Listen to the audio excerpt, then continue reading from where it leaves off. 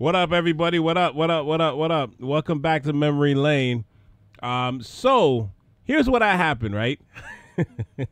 I appreciate the patience. Thank you for for checking out the Ave podcast and supporting them supporting the platform and the podcast for many years. I think actually this month will be the 8th anniversary of my first podcast. It's interesting because, you know, as you get older, you still feel young, right? But like parts of you don't feel a little older than it more feels young. Does that make sense? Yeah. So, I mean, there was supposed to be an episode last week, or a new episode. I think actually, sorry, a new episode this week, I should say, or last week. And yeah, I kind of threw my back out. So, this is interesting because it would have been the very first podcast I think I ever would have done, recording it on my back, and that's not something I want to do or a tradition I even want to start. So we had to postpone it. My back is getting a little better. Because I didn't get to put one out last week, I'm gonna put out this episode of Memory Lane. Plus, I'm gonna release 2 next week. So one will be the State of the Raptors Address, the annual State of the Raptors Address podcast. For you Raptors and basketball fans out there. So that one will be out on Tuesday or Wednesday of next week. Basically, by the time you listen to this podcast, we'll already be either done recording or about to be finished recording. So that will be out next week, the annual one. And then I'm going to put out the another episode of Memory Lane next Friday, because on that Friday will be the official anniversary, the 8th anniversary of my first podcast. So I'm going to put something out for it. I'm going to decide on which episode. Might be the first one, actually. So stay tuned for that. We definitely got some more coming down the pipeline this month, including the aforementioned Kanye podcast that I'm going to be doing this month. So that's the one I actually got put off last week because, back, right? So so definitely we'll have that one out next week. Or sorry, we're going to have 2 out next week. Another episode of Memory Lane and the annual State of the Raptors Address. Thank you for tuning in as always. And I guess to introduce this episode, I did this one with my past guest about just over 5 years ago, back in 2019, with my South Shore Ave family member. And rest in peace to him, my boy Headley.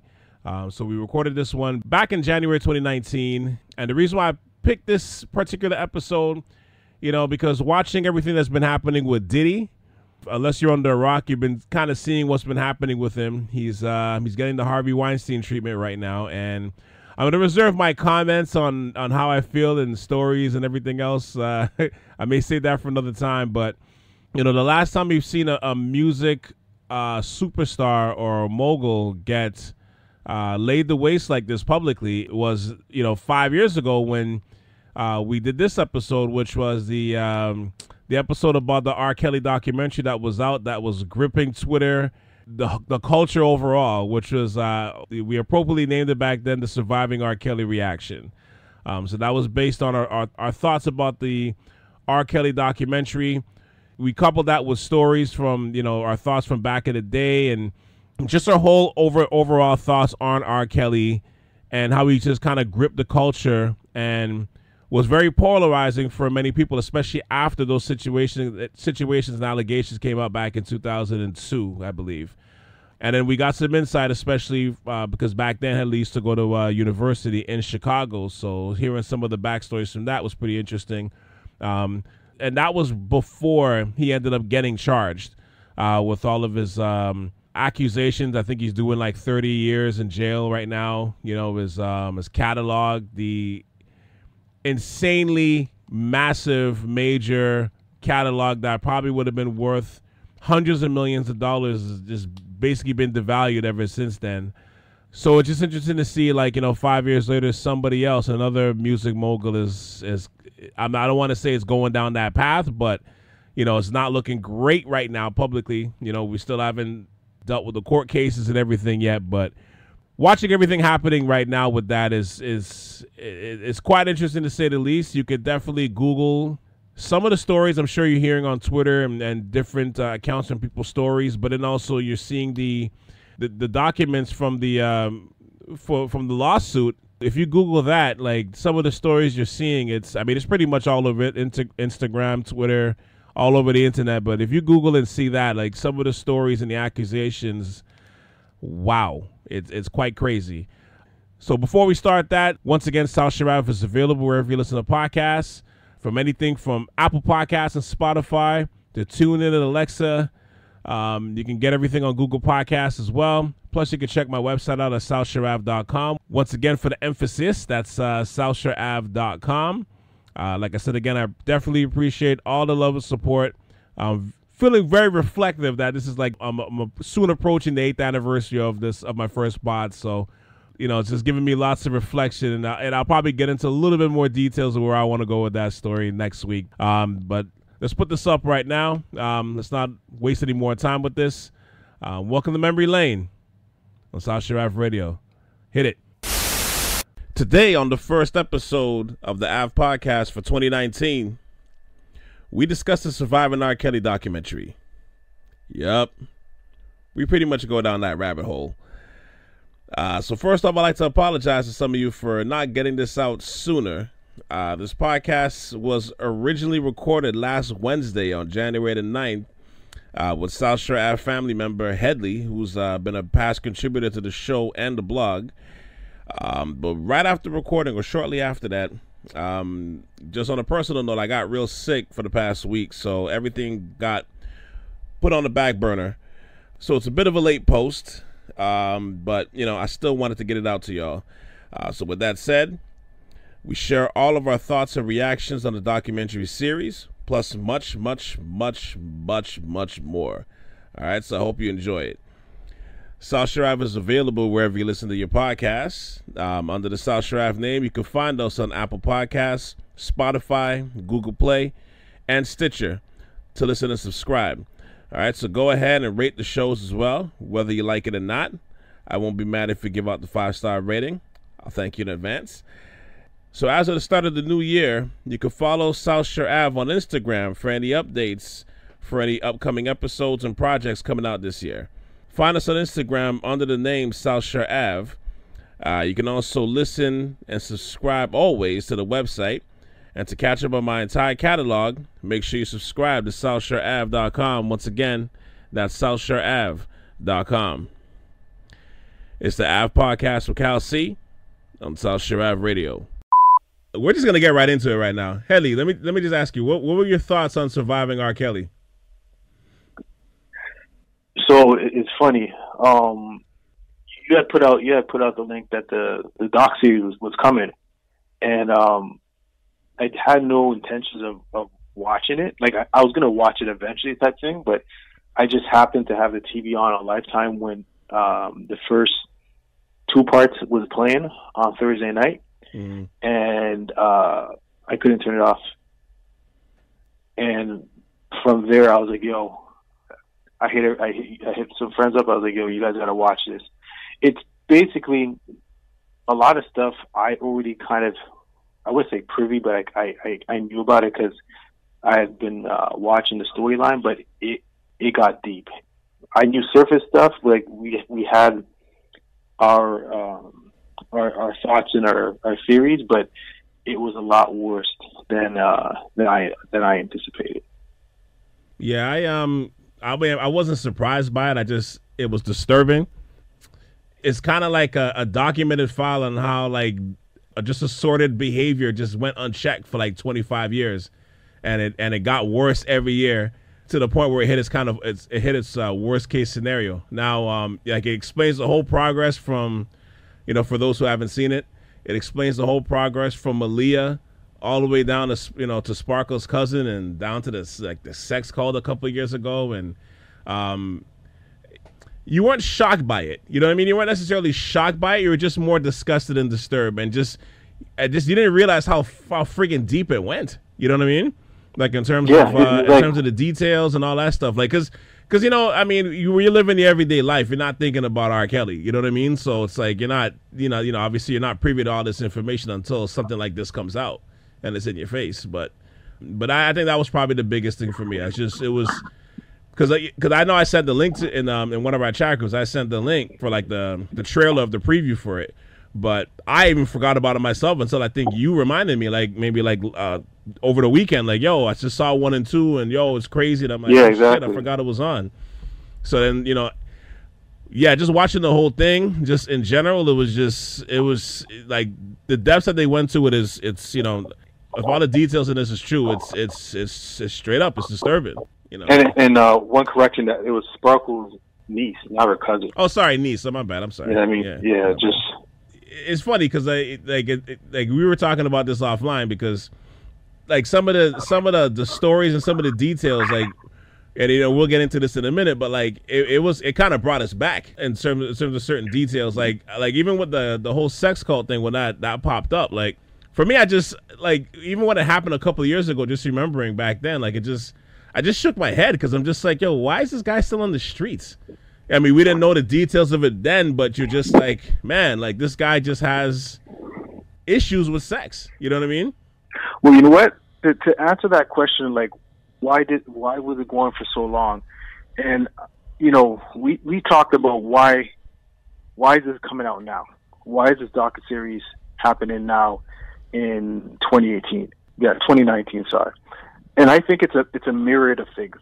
I think one, like we had talked about, where the victims, they have to come to a place where they're mentally and emotionally ready to talk about this. Not to mention, a lot of these people were teenagers when this first happened, so they're still like young adults now. Then, not to mention the Me Too movement that's happening now. And Time's Up. And Time's Up, exactly. Yeah. So that has brought, the whole notion of sex exploitation in the music and basically just in the entertainment industry as a whole. And then 3 is, as you mentioned, we talked about that he ain't doing no hits no more. Before, as you said, we talked about this, that his best hits came between 2002 and 2008, when that trial was on hiatus. He was just putting out heat checks after heat checks after heat checks, and he was too valuable to the industry, to his label, to the corporation.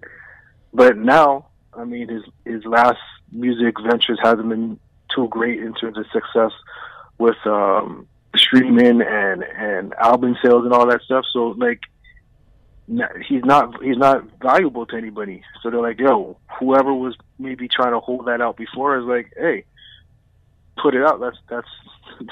That's new money we can get off him now. Yeah, I mean, which at the same time, that still ain't right. You know what I mean? In the grand scheme of things, that's disturbing. Yeah, it still ain't right. It's still reality. Ain't right. Because that's my thing. Like, it's like, is this only because it's kind of remixed into our minds now? Like, we're at the apex of our emotional peak after like watching this documentary is why everybody's so mad. But like, to me, he should have been there earlier. Like, he should have been already locked up in jail. And it's something, the recurring theme that they keep saying in this documentary, which I think it's kind of one of the universal points, which there was many. But one of the universal points in this was like, if this was happening to blonde, teenage blonde girls, girls named Mary Beth and, Elizabeth Sue, this guy would have been in jail 10, 15 years ago. Like, there wouldn't even have been a Chocolate Factory album. You know what I mean? Like, yeah. That would have been a speedy trial, and that would have been it. And I also believe that the time and era that we in with social media, back in the day, it was so easy to silence these people because everybody has a voice now. You know what I mean? Mm. You put something out. I'm not even too sure how the whole Weinstein thing came out at first. I don't know if it was through social media or not. But now, the Me Too police got him. Yeah, exactly. That's what I'm saying. So look at Dwight Howard. Look at anybody that's in some kind of like sex scandal. If you have enough followers, or if you get a message and it gets retweeted enough, that's like pulling a thread that just unravels everything. Which back in 2002, we didn't have that. Yeah, I mean, I hear you, but I like, for me, I think that's like one of the biggest questions I have to ask is like, I still kind of ask it, like, why now? Because I think personally, like, after he went through that trial and he got off, we discussed this many times, not even from this weekend, but over the years. From that Torre interview on BET, like, to me, that's the point where that shit should have been, like, there should have been pitchforks coming after this guy from that point. From the first question he asked, you know what I mean? Like, for the first question he answered, I mean. That should have been the peak moment where everybody should have been just on tilt at that point. You know what I mean? And that interview kind of went away. He kind of went away. And then he started popping up with new stuff. You know what I mean? It wasn't as hot as, like, it was, like the last, from 1993 to, like, 2006 or whatever, that run. It wasn't as hot as that run. But, like, he was still successful. He's still doing shows. He's still putting out albums. You know what I mean? It's like nobody thought of it. So nobody, and don't get me wrong. I'm not blaming Dream Hampton for only putting out this doc in 2019. You know what I mean? But, like, to me, it should have just been there years ago, regardless how great of a talent he is. Now, I'm being respectful to everything that you're saying about the victims and everything else. I'm just saying, like, the public outcry for it, because I'm seeing the rage and stuff, especially, like, looking on social media and everything else this past week, and people are so angry, and I'm just like, but where was the anger prior to this? Because But you know what? I have to cut you off there because you do have some anger. You definitely have anger, but you definitely have still some supporters, which is ridiculous in my opinion. And I was going to school in Chicago when this whole thing broke out, and I was beside myself because you got to give them the whole story because you know what I mean. Like, give them the story. As I said, I was living in Chicago.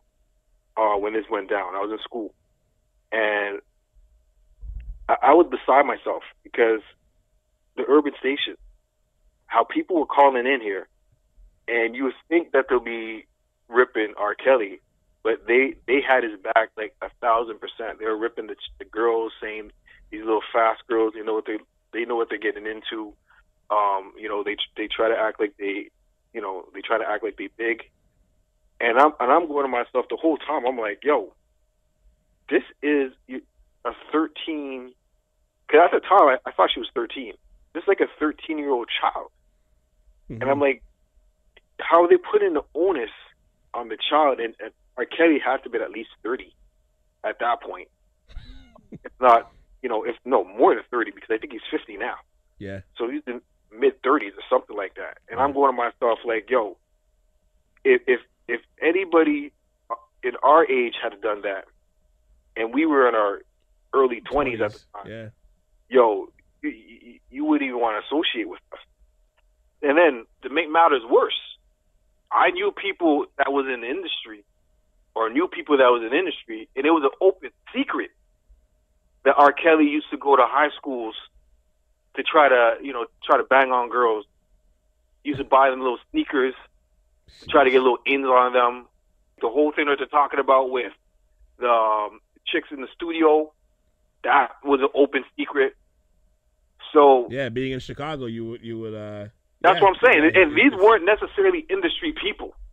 Yeah, this was like common knowledge. Like if you knew enough people in Chicago, I wasn't from Chicago, but if you knew enough people from Chicago, you heard the stories. Yeah, so it was out there. Like, it was out there running rampant, basically. Exactly.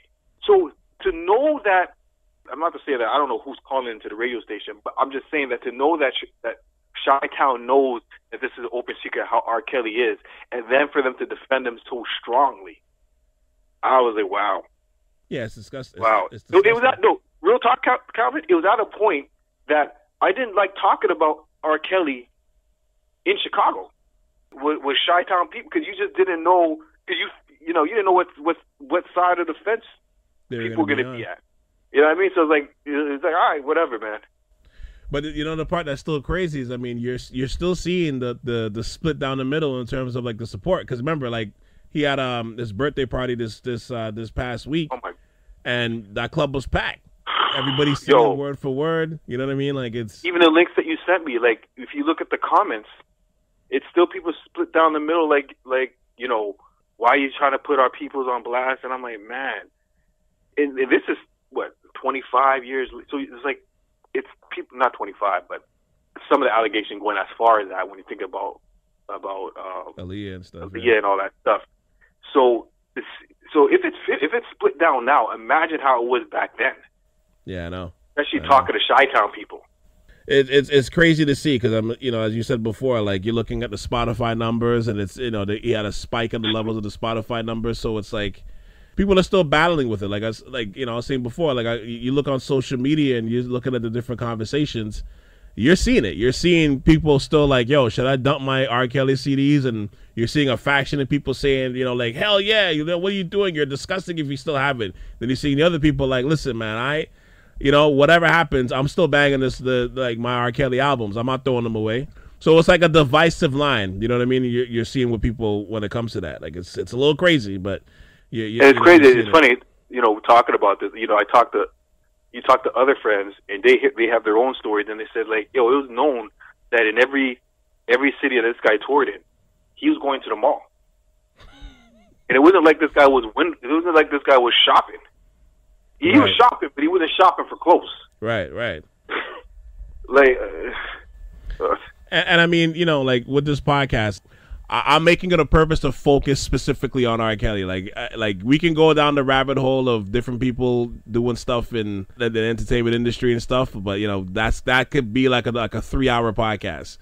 And I don't want to be hypocritical. Like I definitely was a person that if Step in the Name of Love came on, I mean, I was definitely two-stepping when it was being played. However, it's another thing where if you actually purchasing his music, going to his concerts, etc. And just like we talked about, a lot of people out of sight, out of mind. As I said, people compartmentalize things where they think about R. Kelly, the entertainer, and they're not thinking about his personal life. Mm-hmm.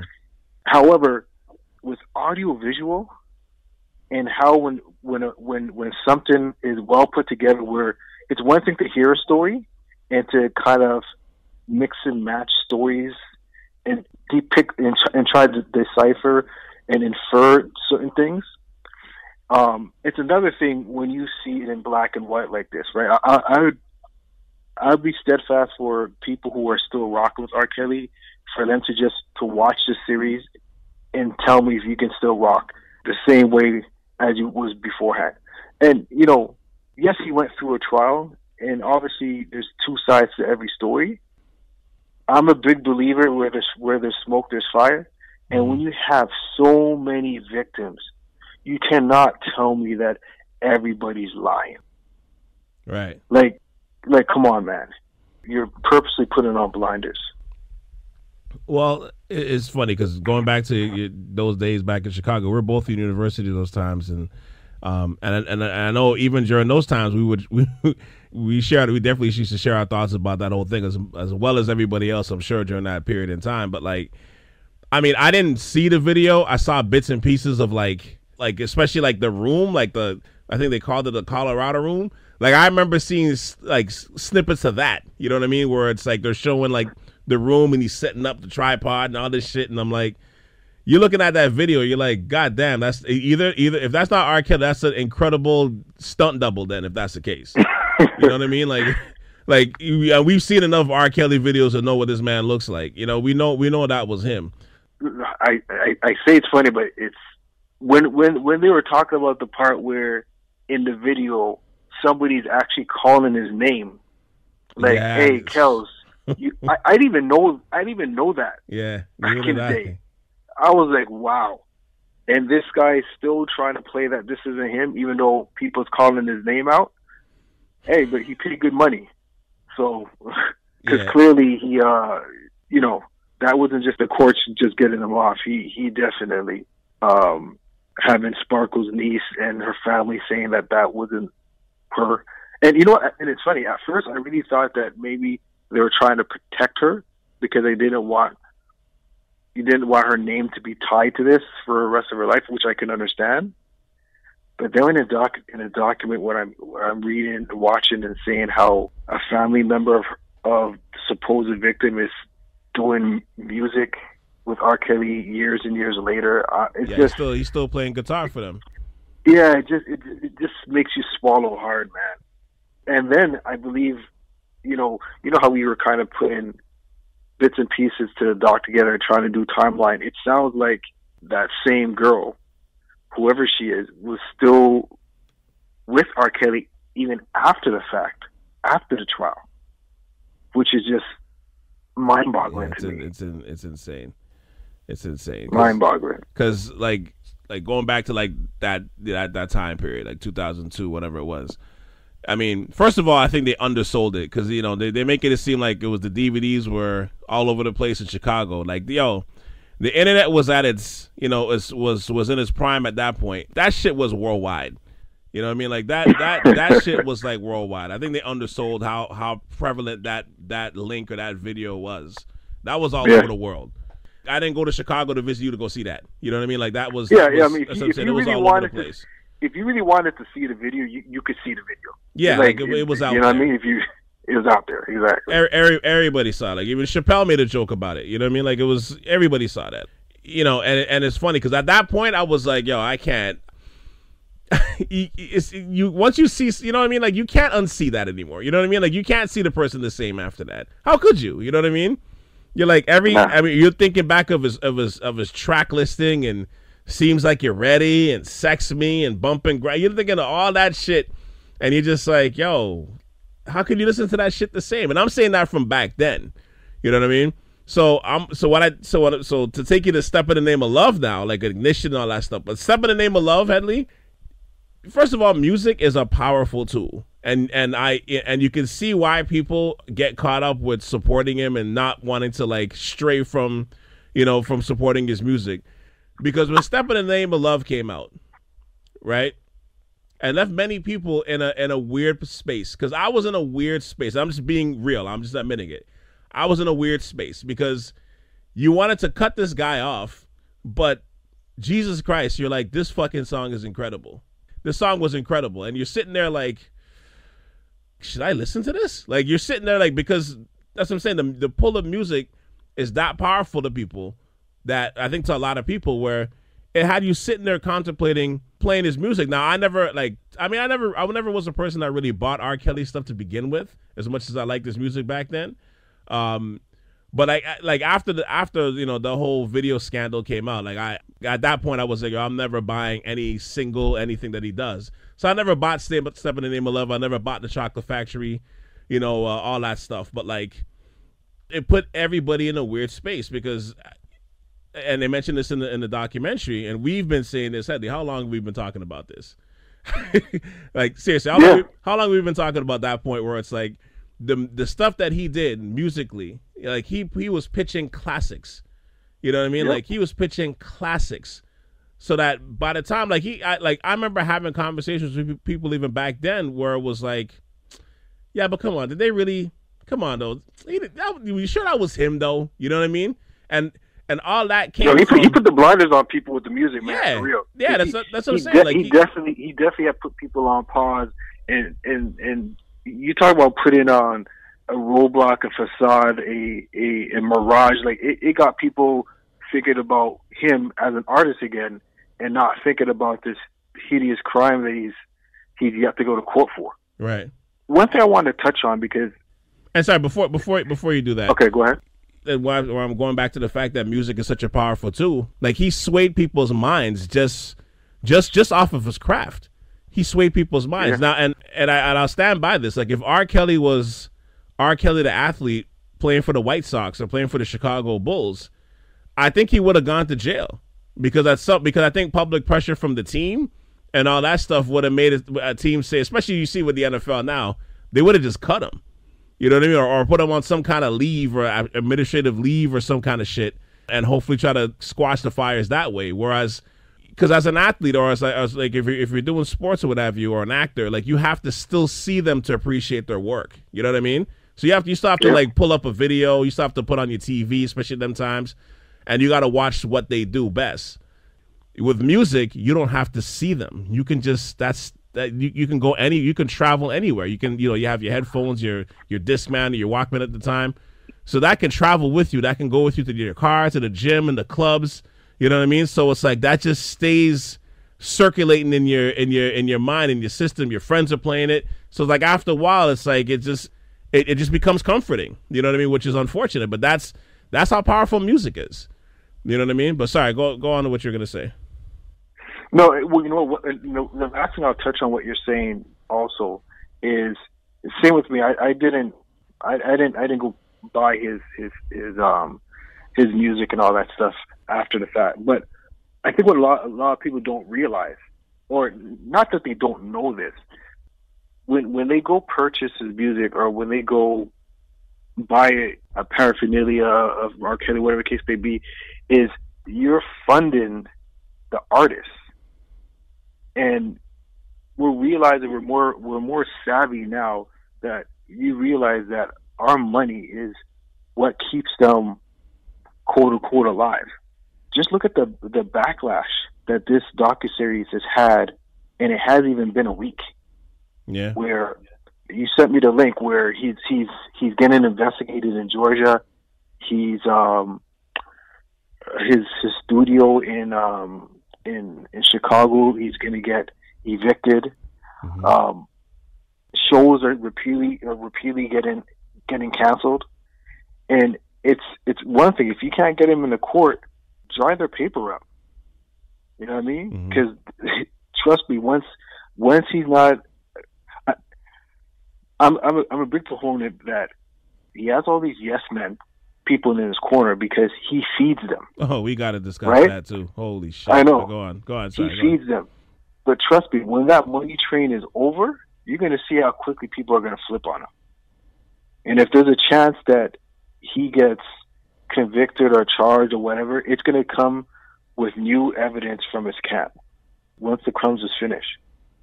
Can they arrest part? Can they go back and arrest part of the old camp? Sorry, but go on. I mean, Jesus Christ. Well, it's funny because we talked about that. We don't know what the statute of limitation and some of these things are, right? Right. Without knowing the law to the T and the ins and outs, who knows? But but we know from the document from the docu-series, some of the victims was as recently as 2012, I think was the latest. I think was the latest one. I think even more recent than that. Because remember, that you're sex right, cult thing was like a couple years ago. Yeah. Yeah, that was exactly. Those were the dates that they met them, and then it was up until like last year even. Yeah, you're right, exactly. I think I'm talking about those are the dates that they first met them. You're right, yeah, because some of the stuff with the Atlanta one specifically, and it's funny because not funny again.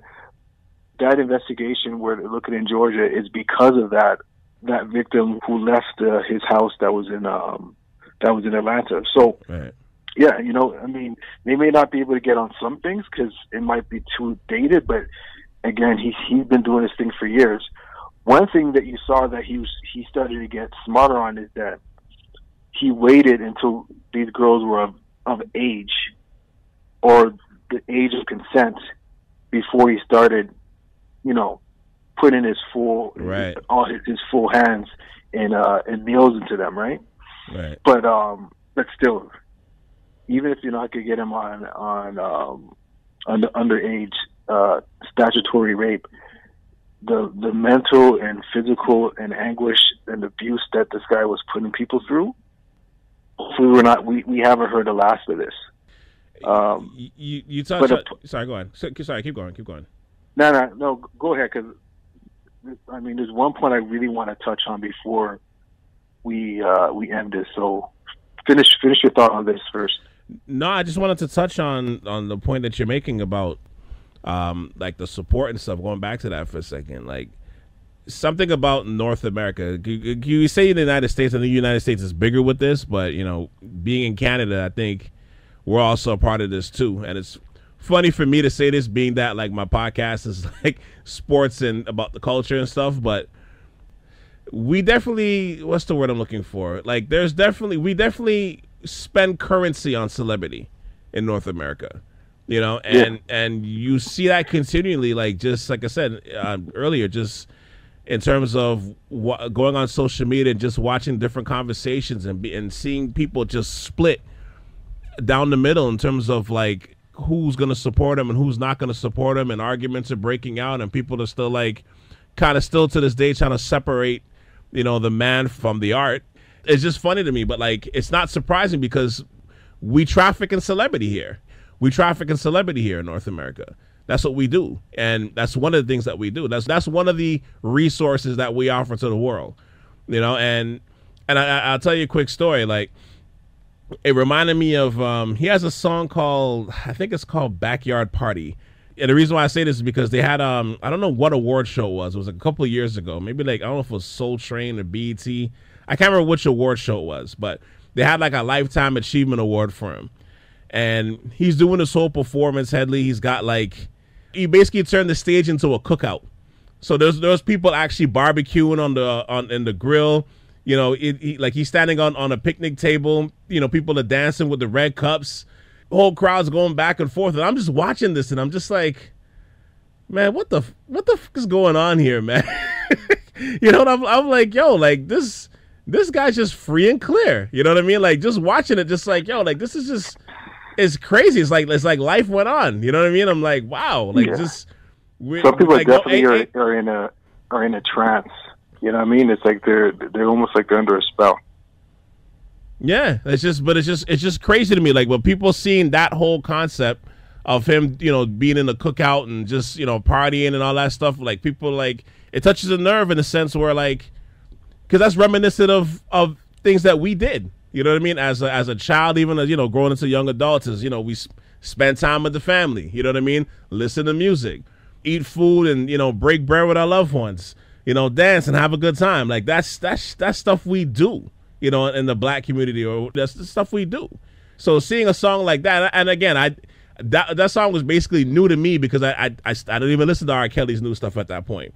But like, hearing the song, I'm like, look how people are so drawn and unified to this guy still. You know, even after everything that went down, like, it's kind of like out of sight, out of mind.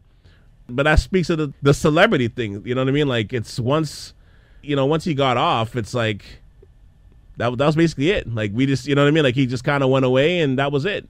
And now when he pops up with a song, it's like, oh shit, yeah, R. Kelly, yo, we got a two-step, let's go. You know what I mean?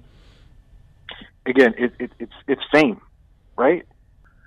They're addicted to fame. I've said it. Like, if you sampled and you asked somebody, what would you prefer? Would you prefer to get either a Grammy or an Emmy or a Nobel Prize? I'm telling you, they're taking a Grammy and Emmy. Because that gets, even though it's not better notoriety, the Nobel Prize is far more prestigious, I guess. Prestigious and given back to the world more so than an Oscar and Emmy. But an Oscar and Emmy, you can get 200,000 followers with that. Yeah. You know what I mean? Mm-hmm. It's all about Instagram envy. It's the world that we live in now. People go broke for followers. It's like the new crack. Yeah. You know, and a lot of people look at celebrities, look at them as almost like they're avatars, like they're not human. Yeah. And because of that, they put them on a pedestal when they really shouldn't. At the end of the day. Yeah, because you know? Everybody's human. They put exactly. their pants on just like we do, right? And exactly. And one thing, I think what hits me harder now than when I first watched this is that back in 2002, I was a 23-year-old man, or 25-year-old man. Sorry, I'm watching it now as a father of two, and having a daughter, and it just puts a whole different spin realm to this entire story. And as you said, never victim blaming, but I wonder what some of these parents were thinking, especially after he went on trial. I don't give a shit that he beat the rap. He went on trial for this. But yeah, you're innocent until proven guilty. But again, if I'm dealing with my child, I don't give a shit if you got off scot-free or what. If I feel that, you know what, a small percentage of me, a 5% of me thinks you might have pissed on a teenager, that's enough for me to say, you know what, I'm pumping the brakes on this. Mm-hmm. You know what I mean? Yeah. I don't need no trial and jury to tell me, well, he got off, so now that means I should put my guard down and put the faith that he's going to do right by my child. Fuck no. And you wonder sometimes, like, you know, are these parents trying to live through some of their, you know, their childhood dreams that they wanted or something like that? Because to me, it doesn't make sense especially when some of these stories, it wasn't smooth. There was definitely hiccups along the way before it went to full throttle. We can't get in contact with our child anymore. Mm-hmm. I just don't understand what some of these parents are thinking. And I know sometimes, you know, you got single family homes, and I know R. Kelly, he preyed on that. He made sure to find somebody that had a structure or a foundation that was maybe in shambles. But some of the parents certainly were in the privy of what was going on. It's one thing when you didn't know, and I'm not justifying it yes or no, but I just don't know what some of these parents were thinking. Well, it speaks back to the currency of celebrity, right? Like, it's something where somebody will put their trust in that person because it's Headley, the superstar. You know what I mean? I'm not sure. Maybe I shouldn't use you as an example, but you know what I mean? Like, no, I get it. But you know what I mean? But it's like they're put on that pedestal. So it's like, well, this person is a good person because look, he's famous. He does this, he does that. Hey, maybe he can help. You know, like my child. And I stuff. get that. And people, people fall privy to that all the time, a lot, right? And I get that, Calvin. If he never went to trial with a video pissing on a 13-year-old. I get that. Right. You'll give them the benefit of the doubt that this is some celebrity that they're going to do good. And I'm talking specifically in cases where all this came out. And you're like, well, he was found innocent, so I guess it's cool. To me, that's like, I don't know, that's not an excuse. That's not a reason. You know what I mean? Yeah. I was just taken aback on those instances, just looking at that in those glasses as a parent now, as opposed to when I first was going through this. Mm-hmm. It hits you a little bit harder because you're thinking like, damn, that could be my child. You know what I mean? You put yourself in their shoes. Exactly. And everything, you know how it is. Everything changes when you have kids. You know what I mean? But. It's something. I take you back to a commercial back in '93, ironically around the time when R. Kelly was really bubbling. But like the Charles Barkley commercial, "I'm not a role model," right? Yeah. that kind of speaks to a situation like this. Meaning, like, just because you see them on TV and and I'm not saying this for everybody, of course, but like just because somebody like this can entertain you with their craft, it doesn't mean they should be teaching your kids. Like, it just because of that, you know what I mean? Like, just, what I'm trying to say. Like, it's just... Yeah, no, I get it completely. Yeah. Like, it's, you know what I mean? Sorry, go ahead. And you know what really pisses me off? Is, I get it. R. Kelly's not the only one in Hollywood doing this. We know that. We know there's an underworld, an undercurrent, a belly, that if it got flushed out, we wouldn't be very happy or of some of the stuff that would be unveiled.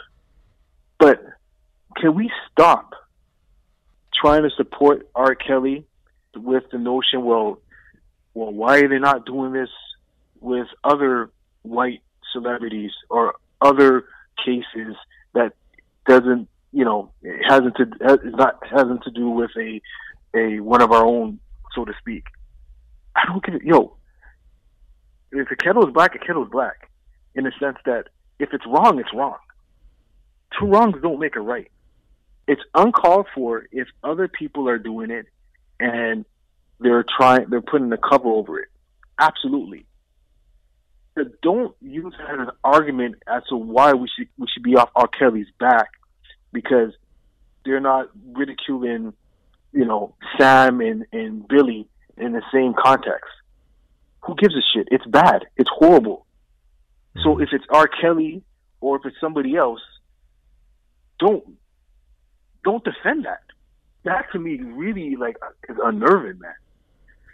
So in a sense, it's like what you're trying to say is basically like, just you understand that you want to support your own, but like you're not supporting this fool. Yeah, that's what I'm saying. Like there's a place and time for that. This isn't one of them. Mm-hmm. This isn't one of them. Don't use any arguments and use this as your case study. You know what I mean? Mm-hmm. It's a damn solution to do that. Who came off worse in this documentary? Demetrius Smith, his former tour manager, or Bruce Kelly, his older brother?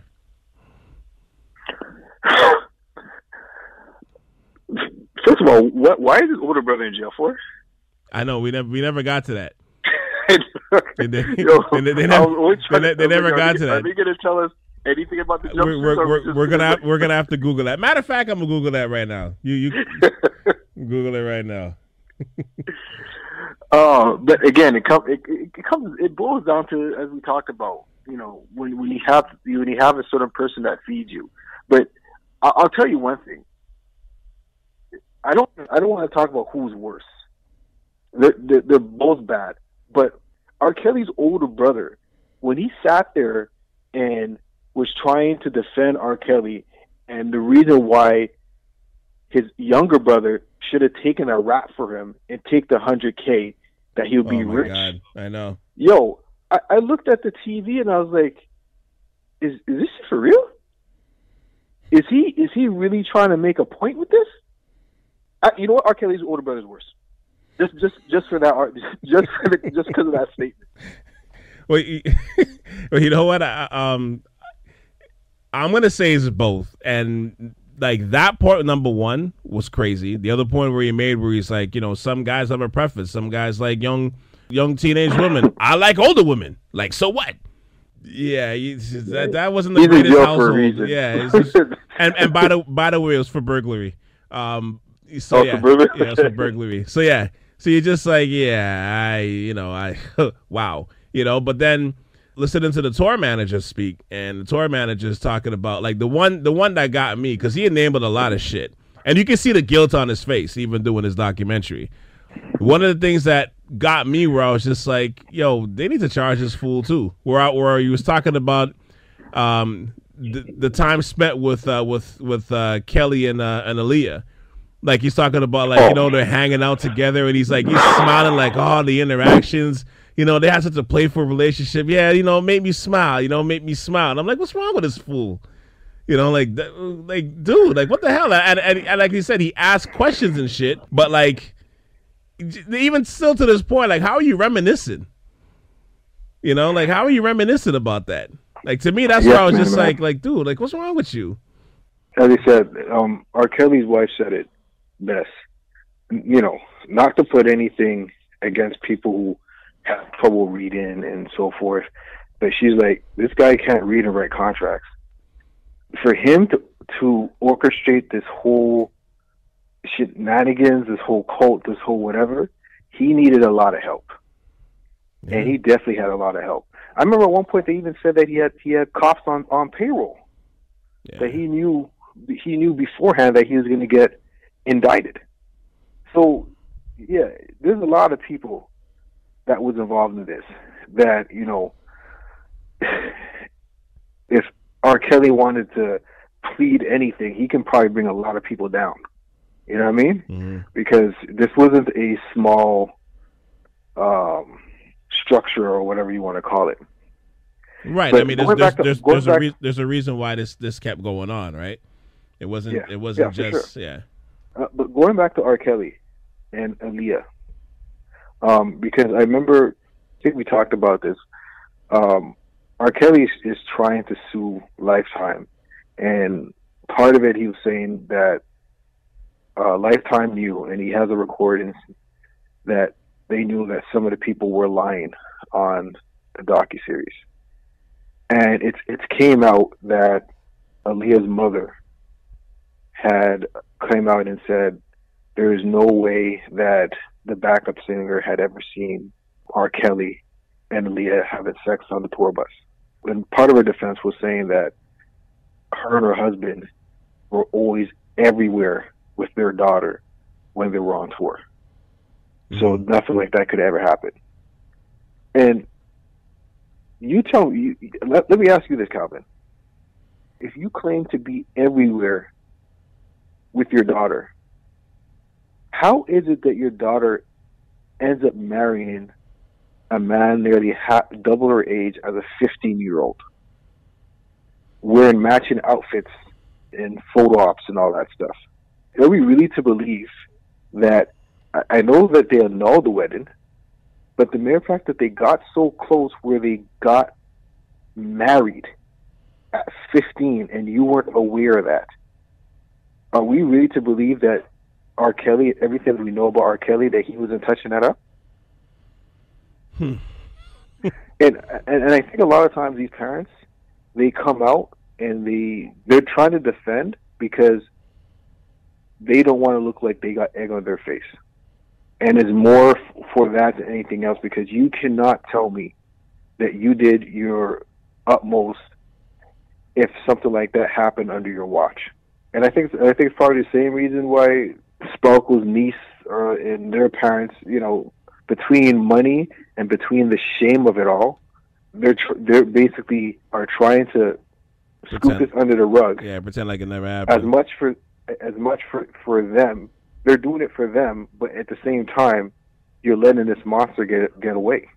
And that's the thing. A lot of people, I know they said he had non-disclosure agreements, whatever the case, but a lot of people just didn't want to end up throwing egg in their own face in order to get him.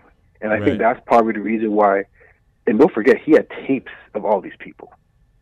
Yeah. Wow. Yeah. And you imagine the leverage he has on these. I mean, the psychological leverage already, but then to know that he has these and this could be elite. You know, that's the way that's part of the reason why he got away with this for so long. Let me ask you another question. What was the moment or situation in the documentary that kind of like surprised you the most?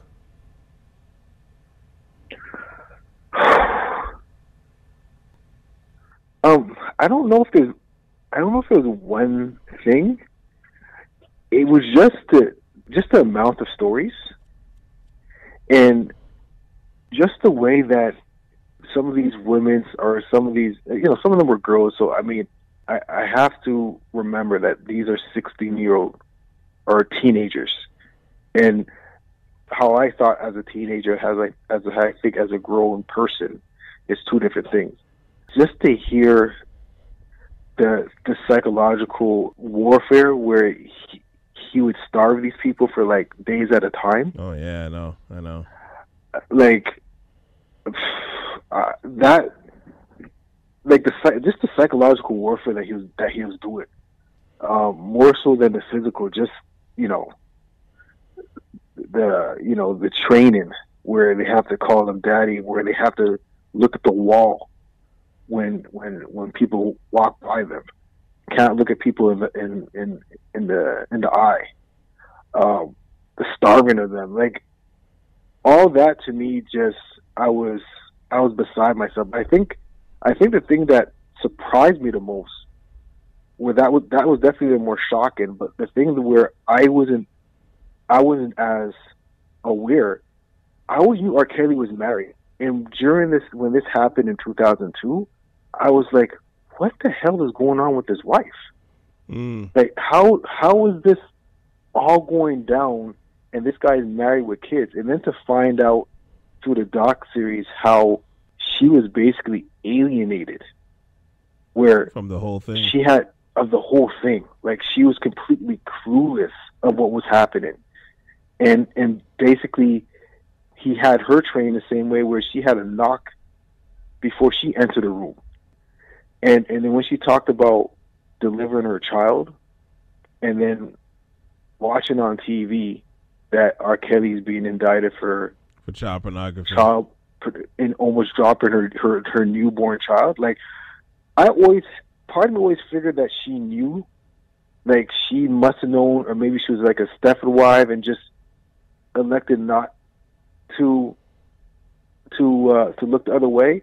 But at least, obviously this is through one lens, but it sounds like when you look at the docu-series, she was completely unaware, with him having all the, like, as crazy of a life he has, and he was able to actually keep that away from his family. I didn't even think that was possible. You almost forgot he was married, to be honest with you. Like, yeah, I know. Like, watching the documentary, I was like, oh yeah, he was married. That's right. Like, I actually forgot. I actually forgot that he was even married and he had kids and all that stuff. Well, the kids I kind of knew, but I just basically forgot he got married. That he was. It's married. Funny because I knew he was married, because I remember this happening, and I was like, "Yo, how come we haven't heard a quote, a nada out of this woman?" Then you watch this film, and he's like, "Yo, he has this girl on the tour bus. Like, yo, get on this tour bus. She has no idea where it's going, and is like taking her across state lines." So she could be like cooped up in a house. Like, this guy had an operation. Yeah, for a fully functional operation at that. Like, I sent you a link recently about Carrie Kelly. It went viral, but he had an interview where he was talking about how his situation where him and Robert got molested, and it turned out they got molested by their older sister. I believe her name was Teresa. And I'm just trying to find the link here, but I remember, let me see here, where is it? This is courtesy of the Shade Room, but he was talking about how I'll read it actually verbatim, but he claims that he and Robert were allegedly taken advantage of by their older sister Teresa Kelly, who was 16 at the time, and they were at ages 6 and 10. Their abuse reportedly went on for about 6 years. Carrie details how Teresa allegedly inappropriately touched them and claims that she would punish them by not allowing them to play outside, or instead make them stay in the house with her, claiming that she did that strategically. So, if you looked at the documentary, of course, it's sad to say, but it's almost like it's learned behavior. You know what? And I'll say this much: I don't even want, because that little blurb that you wrote there, or that you read there, doesn't even give the real ramification and what the video entailed. And I honestly don't even want to repeat what he said his sister used to do or let them do, because it's that violent, that disgusting, and that disturbing. Yeah, I haven't even played the Instagram video. Oh, you haven't played it yet? I don't want to, actually. When I saw him start to break down, I was like, I can't watch this. Yo, honestly, it affects you, right? So it makes me at least understand where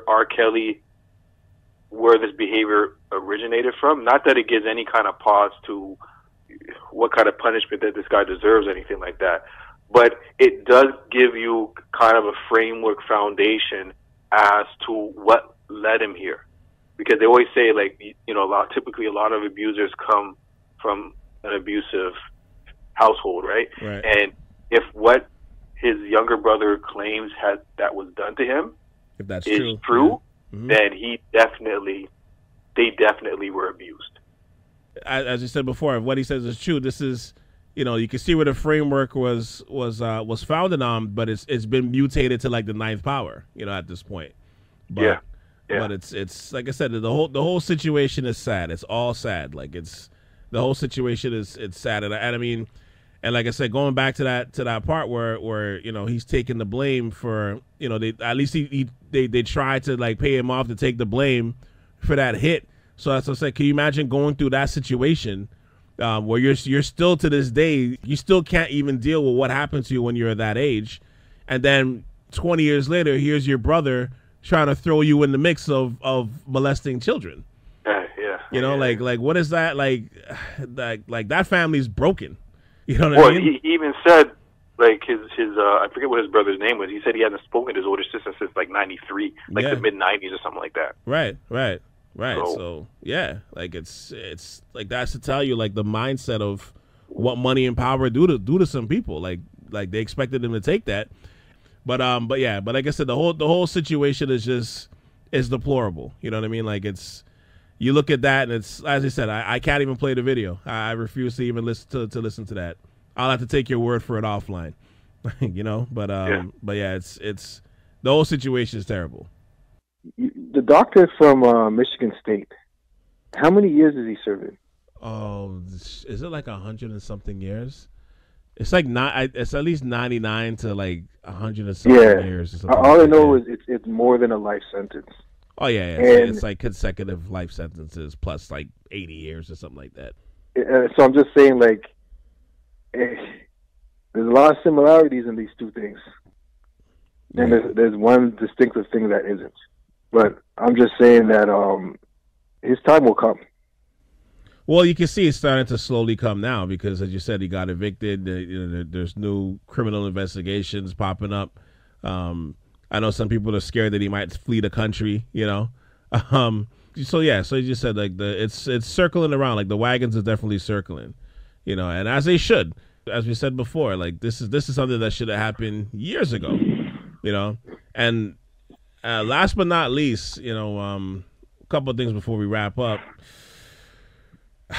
I feel for all the victims, but like, man, like, you know, another theme that, like I said, there was many themes that was concurrent through the whole series, but one of them was the thought of like the respect level for Black women, because it takes me to a point where I think the last episode of it, where Chance the Rapper, you know, he did a couple of songs with them, and you know, he even mentioned his reasoning, like, I just didn't believe are Black women. I didn't believe them.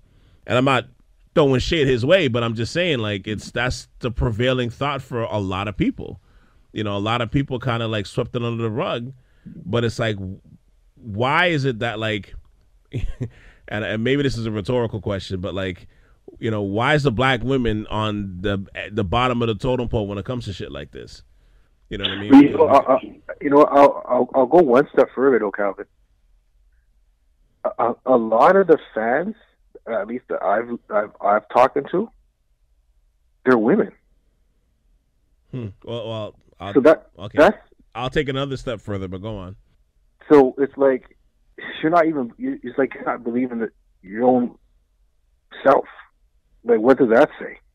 And I'm not throwing shade at anybody, but it's like we got to fix how we feel about ourselves before we expect other people to help us. You know what I mean?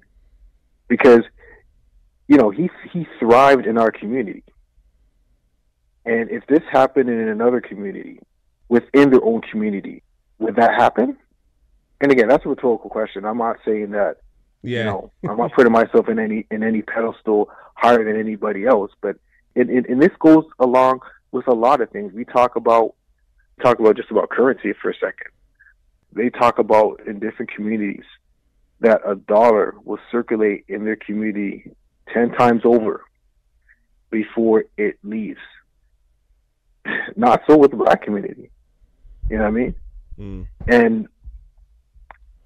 And it's not like, especially in the States, like their dollar is big, and the community and that demographic is influential. You know what I mean? Mm-hmm. But we gotta look and keep our own selves accountable when it comes to something like this, because yeah, you're right. It definitely gives the impression that, you know, our Black woman is at the bottom of the totem pole, but we've done that to ourselves as well too. And I mean, some of it has to do with, like, obviously, you know, in terms of why didn't this go to court sooner? Because, you know, a lot of people got signed NDAs, as you mentioned, right? Like, nobody took them to court. Yeah. You know, so a lot of it had to do with that too. You know, like, show that side of the light for that. But it's just, if this is a situation where it was, like I said again, if this is a teenage blonde girl or what have you, like, this guy there would not been a chocolate factory. Period. No. Period. Dave Chappelle would have never told a joke or had a skit on the Chappelle Show about this, because he would have been long locked away, serving double lifetimes. It's a shame. It's a shame to see. It's a shame to see, like, how it all played out with that. And, you know, and I guess one of my last points I'll make is just, it's, you know, like the whole situation, like from, you know, the past abuse that he suffered and, you know, and afflicted on others.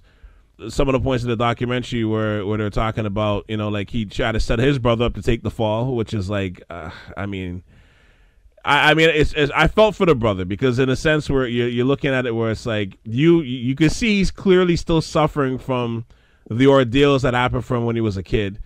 And then all of a sudden you're hearing your own flesh and blood is kind of throwing you under the bus like it was you in that video and making you kind of take that fall now. You know what I mean? Or at least try to make the attempt to do that. Knowing what they both know. You know what I mean? Mm-hmm. To put your to see your flesh and blood now still throw you under the bus after you're dealing with your own shit. Like it's wow, like that. My heart went out to him too. Well, with regards to that, 'cause that's tough. Like that's I can't even, I mean, I can't even begin to like have an answer for that. That's tough. The whole situation is sad. It's a combination of circumstances of fame, fortune, you know, power and ego that, you know, that's added on to the pain that's been unchecked. You're giving that person, you know, like everybody handles those situations differently. I think the pain that R. Kelly had, you know, through the past, it kind of manifested itself it mutated into something that was the ultimate worst case scenario. And it's a shame because, and it's a waste of talent because, and I'll say the reason why I think it's a waste of talent is just because without that dark side, like if you take away all of this and the only flaw that he might have is that he has like a foot fetish or some shit like that. Like, Headley, we're talking about probably the greatest musical talent of the last, 25 years? You know what I'm saying? Like the amount of classics that this guy created for himself and others. He revived careers. He gave them classics. Like, this guy will be forever revered as, like, one of the greatest talents that we've ever seen.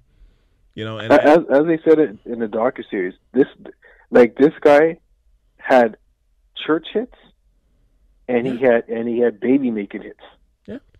Usually that doesn't come from the same artist. You know what I mean? No.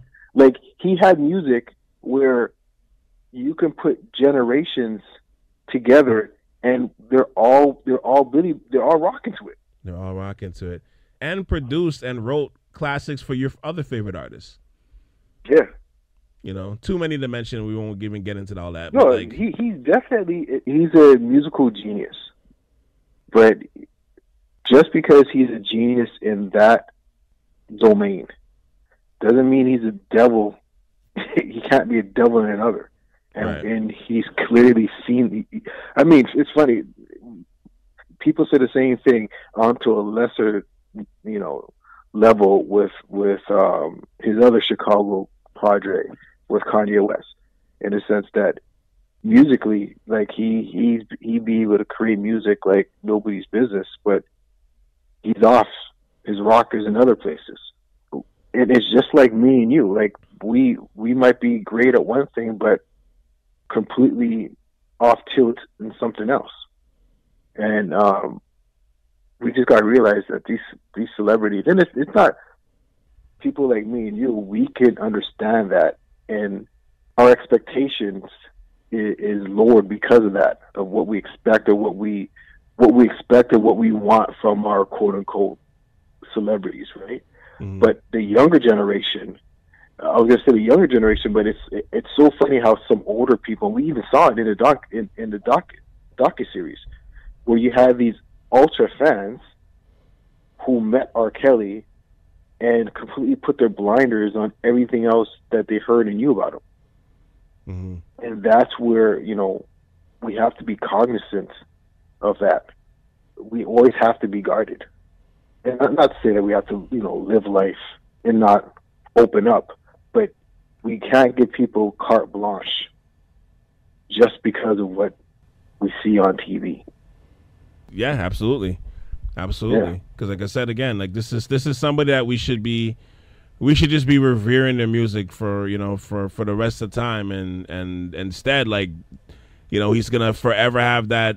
It's almost like if this is like a painting, like a Mona Lisa painting, there's like a 20-inch gash going right across the face. Like, you can't unsee it. You know what I mean? Doesn't matter how much of hits that he put out and everything else.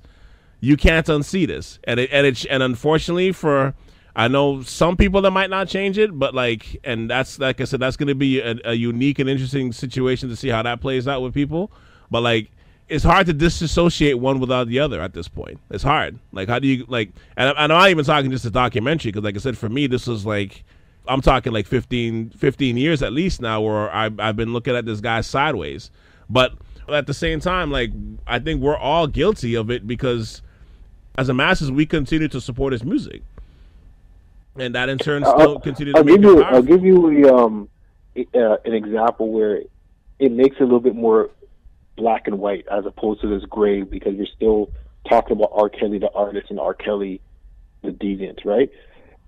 When the whole thing with Bill Cosby went down, like you did, just about any kid of color growing up in the 80s, the Cosby Show was part of your family. The Cosby Show was in your living room. He was America's dad. I wouldn't even put color on it. He was America's dad. Okay, fine, exactly. America's dad. You know what I mean? He was in your living room. And when the whole thing went down, I was like, yo, Heathcliff Huxtable? Am I actually seeing right? I was just beside myself, yo, I can't believe the Cosby Show, America's dad, Heathcliff Huxtable, is drugging women by the dozens. And yes, he played a character on TV, but he was so that era, or that character that he played was so, I guess, monumental in the fabrication of who Bill Cosby was, at least to me, because I know, when you look at his track record, I mean, by the time before he became Bill Cosby, he was a successful actor before that. Yeah. But, that put him on a whole different path and avenue. Mm-hmm. He played a character. Mm-hmm. That's not him. You know what I mean? Right. But growing up, when we see Bill Cosby, I see Heathcliff Huxtable, because that's the character that he played for how many years that he was in my living room every Thursday night whenever that came on. So it's in a more gray, because obviously with R. Kelly, where it's still R. Kelly, even though it's funny how one of the women in the docu-series was saying that R. Kelly, the artist, is completely different than who Robert is. Mm-hmm. You know what I mean? Right. Robert was the devil, and that was their exact word. Right. Her words. And it's the same thing how I'm talking about Heathcliff Huxtable and Bill Cosby, right? It's almost like split personalities that we're dealing with the R. Kelly and Robert Kelly, as opposed to R. Kelly. And what people have to realize is that it is one body, it is one person. So if you're embracing one, you're embracing the other parts of him too.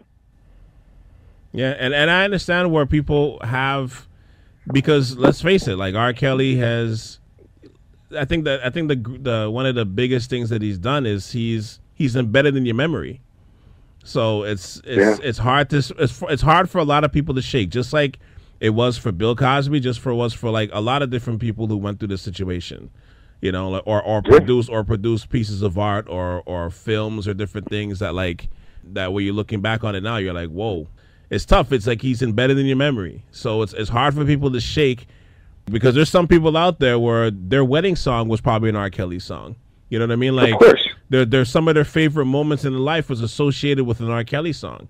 So it's hard for them to shake that. So I don't want to sit back and act like, yo, I don't get it. I totally understand it. I totally get it. That's hard to shake. You know what I mean? It's hard to shake. So that's why I said it's interesting to see how people are split down the middle with this, but a large part of it is people don't want to lose the memory. That's the biggest thing. Are you willing to subdue those memories? Are you willing to the memories happen, you can't dismiss them anymore, but what do you kind of do with that? I think there's people out there that are troubled with that, but that's the thing. When you're balancing the checkbook of celebrity, like, for everybody's lives, like that's part of the factor that goes along with it, unfortunately. But probably the best way I can say it, like, he's embedded in your memory. So I think people have a hard time dealing with that. And I guess to close, like, the whole thing is just, obviously it's a sad story. The documentary was, like I said, it wasn't totally surprising for me, but it was disturbing. But I think just overall, it's just, the whole thing is just sad for the victims, for the enablers that enable him. It's disgusting, that helped him to get to this point throughout this whole time. To R. Kelly himself, like, the whole situation is sad. The family structure, everything, like, it's sad. You know what I mean? Like, it's really sad. And as a parent, as you were saying, like, it touches home because of, you have kids, but like another way it kind of touches home is like, you really have to, foundation in your household is such an important thing. You know what I mean? It's such a crucial thing. And it's something that a lot of people take for granted. Like, every second and every moment is important. It's super important. It's like that. It's such a super important thing that a lot of people take for granted. And I think that's where everything kind of starts from. You know what I mean? So if the situation is rocky right out the gate, the way you view the world is just a little different than everybody else, unfortunately. And it's tough. It's really tough, man. It's sad. Like, it's heartbreaking. Like, it's heartbreaking watching that for everybody involved. Because, like I said, you see the situations, and I think we're at the stage with the whole Time's Up in the Me Too movement where we're beginning to start to sweep out the trash. That's what's happening here in this case. But, like, to me, that's just the general theme for me. The whole situation is just, it's sad, and it's heartbreaking to watch. Yeah, if anything, what can come out of this is awareness. Where, I mean, we know that this is not going to be the last time that something like this happens. But if anything, it evokes conversation and awareness. Mm-hmm. That if there's cues in front of you, that you pick up on them. I mean, Lifetime is in the business to make money, and apparently this was like their best debuted show ever on their network. Yeah. But if the byproduct of this, where the ugliness of the whole surviving R. Kelly is awareness, if this prevents, even if it's one other person from going through something like this, then there's a moral compass that's been achieved as well too.